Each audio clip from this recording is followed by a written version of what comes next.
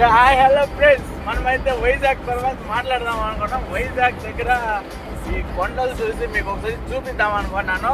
మీరు చూద్దరు ఆగండి. ఇవంతా మన వైజాగ్ కొండలు ఫ్రెండ్స్. మనకి ఇటు సైడ్ వేడి ఉంటుంది అంటాం. సముద్రం అయితే పక్కనే ఉంది ఫ్రెండ్స్. ఇక్కడ ఇట్లా కొండలు అయితే ఆనుకొనే ఉంటాయి. ఇటు పక్క కొండలే చూడండి, ఇటు పక్క కొండలే.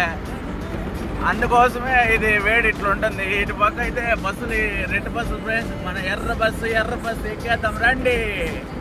రెడ్ బస్సులు అయితే ఇక్కడ ఉంటాయి. చూడండి ఫ్రెండ్స్, ఇదైతే ఈ గుడిసిండ్లో ఇక్కడ నివసిస్తారు అందరూ. మీకు ఇంకా రానిపోని చూపిస్తాను ఎలా ఉంటుందో. నెక్స్ట్ అయితే విజయనగరంలోకి పోయి నేను వీడియో చేస్తాను. చూడండి ఫ్రెండ్స్, ఈ కొండలు ఎట్లా ఉన్నాయో. ఇట్లుంటే ఇంత హైట్ ఉంటాయి ఎట్లా ఫ్రెండ్స్. మీకు వీడియోలో అయితే చిన్నగా కనబడుతుంది.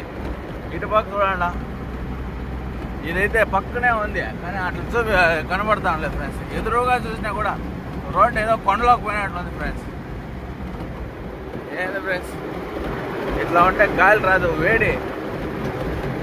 అందుకే ఇటు పక్క అంతా వేడి అంటారు. అది సముద్రం పక్కనే ఉంది ఫ్రెండ్స్. ఇక్కడ నుంచి సముద్రం నాకు 20 కిలోమీటర్స్ ఫ్రెండ్స్ అంతే.